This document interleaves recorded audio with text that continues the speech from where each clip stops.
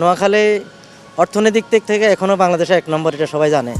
সেই হিসাবে আমরা ওইভাবে টিম গঠন করব যাতে আমরা চ্যাম্পিয়ন বা ফাইট দিতে পারি। 2026 বিপিএল নিয়ে আসছে বড় চমক। এবার নোয়াখালীর জন্য আসছে বিশাল 100 খবর, সাথে বিপিএল গড়াতে পারে রাজশাহীর মাঠে।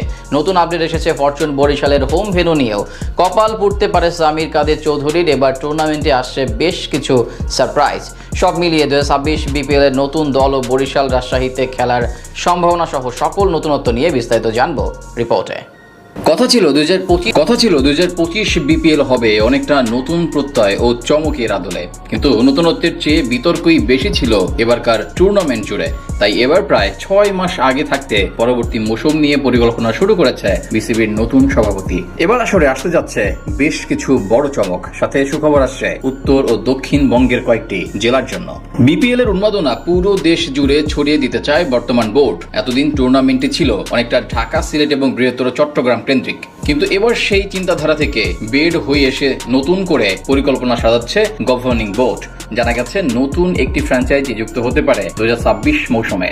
গেলবার সবচেয়ে বেশি বিতর্ক হয়েছিল দুর্বার রাজশাহী ফ্র্যাঞ্চাইজিকে নিয়ে। ক্রিকেটারদের পারিশ্রমিক সহ নানান কারণে কাঠগড়ায় ওঠে উত্তরবঙ্গের প্রতিনিধিরা। তাই আসরে তাদের বাদ দিয়ে নতুন কাউকে আনার চিন্তা করছে বিসিবি। সেখানে সবচেয়ে আলোচিত জেলা হিসেবে উঠে এসেছে নোয়াখালী জেলার নাম। বিভিন্ন সূত্রের বরাতে জানা গেছে আগামী বাংলাদেশ প্রিমিয়ার লিগে নোয়াখালী অঞ্চলকে প্রতিনিধিত্ব করতে চায় একটি গ্রুপ অব ইন্ডাস্ট্রিজ। ইতিমধ্যে বিসিবির কাছে নিজেদের আগ্রহ প্রকাশ করেছে তারা। বিষয়টি এখন উচ্চ স্তরে প্রক্রিয়াধীন রয়েছে। এদিকে দুর্বার রাজশাহী ফ্র্যাঞ্চাইজি বাদ পড়লেও প্রথমবারের মতো উত্তরবঙ্গের মাটিতে হতে পারে বিপিএল আসর। টুর্নামেন্টটির দ্বাদশ মৌসুমকে সামনে রেখে প্রস্তুত করা হচ্ছে রাজশাহীর একটি স্টেডিয়ামকে। সেখানে সম্ভাব্য তালিকায় এগিয়ে আছে বগুড়া শহীদ চান্দ স্টেডিয়াম। সেটা হলে দারুণ সুখবর হবে উত্তরবঙ্গের ক্রিকেট প্রেমীদের জন্য।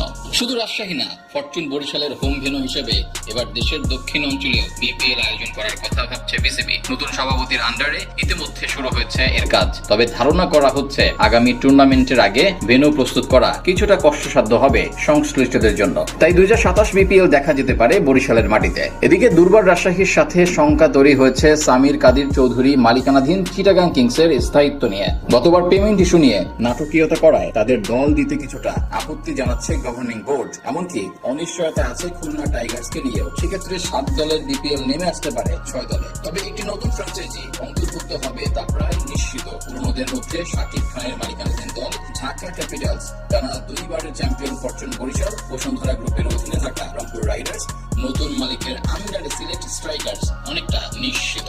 সেখান থেকে বলা চলে এবার টুর্নামেন্টে আসছে বেশ কয়েকটি চমক ও নতুনত্ব, যার জন্য এতদিন অপেক্ষা করেছিল দেশের ক্রিকেট প্রেমীরা। তাছাড়া টুর্নামেন্টটি বিশ্বমানের করার লক্ষ্যে এবার নেওয়া হবে আরো কয়েকটি চমকপ্রদ উদ্যোগ। ফ্র্যাঞ্চাইজিগুলোর সঙ্গেও করা হচ্ছে দীর্ঘ মেয়াদের চুক্তি। তাছাড়া এবার ব্যাংক গ্যারান্টির দিক থেকেও সতর্ক অবস্থানে থাকবে বিসিবি।